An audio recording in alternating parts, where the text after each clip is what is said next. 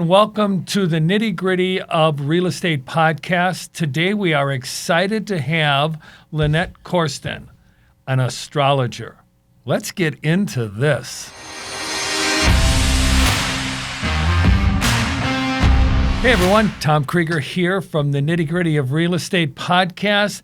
Hey, a lot of things are happening right now in the real estate industry. Banks are, almost collapsing, and we're seeing a slowdown and an acceleration in the market. Has anybody ever thought about the intersection of astrology and real estate? Well, fortunately, we're joined here by Lynette Corsten, well-known astrologer and author, and I wanted to have you on, Lynette, because we are in this industry sometimes going, what's happening next? And literally, I've had agents flipping coins. And I want to reach out to somebody who is well-knowledged in real estate as well as in the astrological arena of astrology. So welcome to our podcast, Lynette. Thank you for inviting me, Tom. I'm actually thrilled and honored to be putting astrology and real estate together. Years ago, I worked in the banking and savings and loan industry, and I actually got my real estate license. So I've taken an interest in this, and so I realized that a long time ago, the best signs to get their real estate license in any capacity, no matter what they want to do, is Cancer and Taurus. So if I'm a Cancer, if you have a birthday, everybody knows their birthday, between June 21st and let's just go with July 21st, you're born under the sign of Cancer. And Cancer's job is to work with families, work with homes, work with the understanding of money. There's more millionaires that are born under the sign of Cancer. Interesting. Yes, it is. And why is that? Because if they can find out what the public wants and then gives it to them, they're going to make a lot of money. So that's the key, finding out what the public wants, right? And as real estate agents, we're constantly asking our clients questions, whether they're looking to sell their house or whether they're looking to buy a house. We have to ask questions to find out what their desires are. Now, in the arena of astrology, which I know very little about, how are you looking at what's currently happening in the real estate market?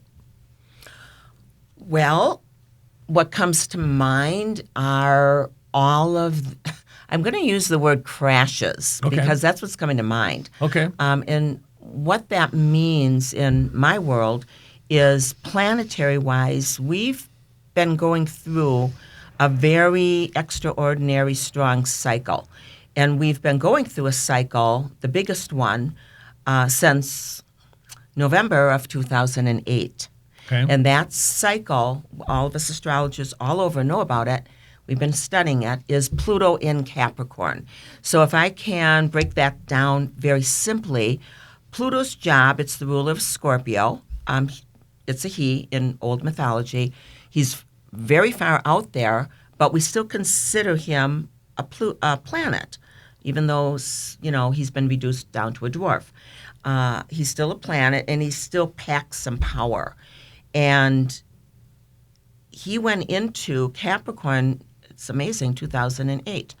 And so what Pluto's job is to go through the country, go through the world, go through the signs and all energies and break it all down.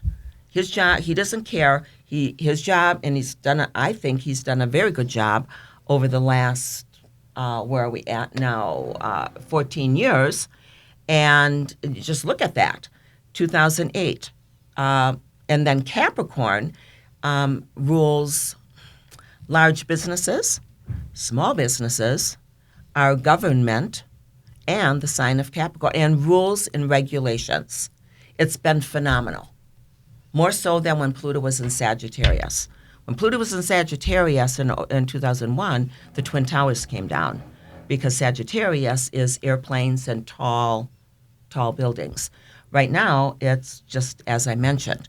So now his job is done. He's done his destruction. We've all felt it, and we all know it. And now, as of March, he moved into the sign of Aquarius.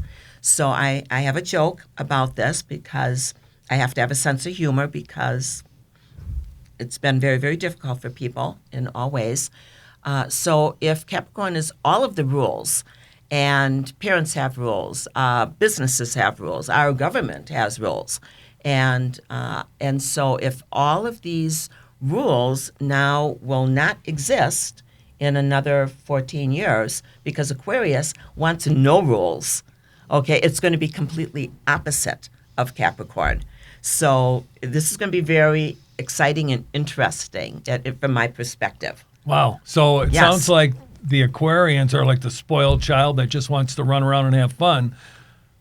Yes. Yeah. And so, Yes. so do you see that? Do you see a lot of craziness in Yes. the real estate industry right now? Yes, absolutely. Do you think there's going to be some problems with the banking institutions because they're not maybe following the rules, and that may interfere with people's ability to maybe get lending or qualify for lending or able to sell their houses? Are you seeing some of that kind of mischievous stuff being taken on? Hey everyone, we want to interrupt this episode to let you know that we are a Keller Williams Southern Arizona franchise. We are also realtors practicing equal housing. Now let's get you back to the podcast. Yes, and so we're at the end of the cycle. Usually, it's most powerful at the end of an astrological cycle, more so than a new beginning, because we don't really know. It's like in the infancy. New beginnings are infancy, whereas endings are like, we've gone through everything we can. And so when I ran our country's chart, now this is interesting because people just, kind of want to know about their sun sign, right? But an in-depth look, when I'm doing this type of thing for businesses and lecturing, we have to look at our country's chart. So our country was born July 4th, 1776. And, there's a lot of charts running around because nobody was alive then. But we do have to use it. They signed the Declaration of Independence. And by the way, there were astrologers and numerologists that signed the Declaration of Independence. Mm-hmm. They had to. They had to have some sense of where the planets were, when they signed on to building a country. Mm-hmm. So that's how we look at a chart. And that chart is forever. It's like your birth chart. That carries on when you're born and even after you're not here anymore. And so when I was researching, looking at our country's chart, everything's showing up, the 8th house. And so 8th house is Pluto and the destruction of the banking industry, 8th house, investments, insurance agencies, rebuilding and building, and it's the war. And no matter what anybody says, Pluto is the god of war. And we are in a war. Mm-hmm. It's not in our country, but it's an energy out there, and we feel it. Seems like we're always in a war, for crying out loud. Yeah, well, that is what was set up originally, back in 1776, right? Unfortunately, you have to put Pluto somewhere, right? Mm-hmm. the god of war. We're in this destructive behavior and energy right now. Some of these planets, it's called retrograde, will retrograde back in May. So everybody should observe right now what is going on. Then we're going to go back into a retrograde motion, Capricorn, back into the government, back into the rules and everything. But by the end of the year, it's straightforward Aquarius. Okay. So everybody just pay attention. It's probably a good time to maybe make a dream board, make a vision board. Yes, during this chaotic, kind of confusing time. And maybe I should talk a little bit about how to do that. Real quickly. So if we have let's say we have somebody who's looking to purchase their home, first-time home buyers, would you advise them to put a dream board together? It kind of makes sense to me. Yes, absolutely. So I wrote the book, Dream Boards and Other Mystical Secrets, because we really don't know what's going to happen in many different ways. And so I've worked with different businesses and many churches putting together, and individuals, putting together group dream boards and individual dream boards. So I would suggest a family, maybe first-time buyers, because not everybody is on the same page. The husband, the wife, the partners, if there's children involved, we're trying to get them all on the same page. Make yourself a dream board. Get some construction paper. I would use probably green, because green is the color of money, and so there's going to be a lot of money spent on a purchase. And have the children make a dream board. I've got a great story in my book when two young girls, a 7-year-old and a 9-year-old, made their dream boards. Where does every child want to go? To Disney. And Mom made her own, and we were thinking, how are these kids going to get to Disney? She's just recently divorced, right? And so the kids did it anyways, and they put the Hilton on there and the airplanes and Disney, and cut out pictures and drew on there what they want and wrote on their dream board, all of that, put sparkles on it. It was just 2 great dream boards.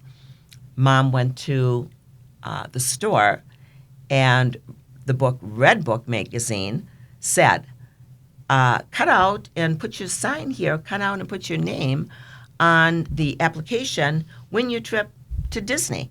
So she did. The kids signed it. Guess who won the trip? The kids. The kids did, out of hundreds of thousands of people. Wow, that's pretty interesting. It is, because of the intention. Yeah. And so the children have an intention. They don't have fear. They just want to go to Disney. So they just put it all out there, and it worked. Okay. So that's my favorite one on that. So Mom should make one. The dad should make one. Cut out houses, maybe a house that you want. You can put anything on there, but put it in detail and focus only on one intention per dream board. Okay. So the house Good you advice. want, Focus. not everything Focus. else. Focus. Well, Lynette, I want to thank you very much for stopping in. I appreciate it. We'll link Lynette's book and how to get it in below here in the follow-up on our podcast, Lynette. I really appreciate you stopping in, and I wish you all the best. Thank you very much for inviting me. You're welcome. Thank you for listening and watching the Nitty Gritty of Real Estate podcast here with the Tom J. Krieger team of Keller Williams, Southern Arizona. If you are interested in buying a home, selling a home, or even investing in real estate, we have 5,000 agents across the country that we can connect you to. If you need any free resources, feel free to check out our website at www.thetjkteam.com. We hope you have a great day.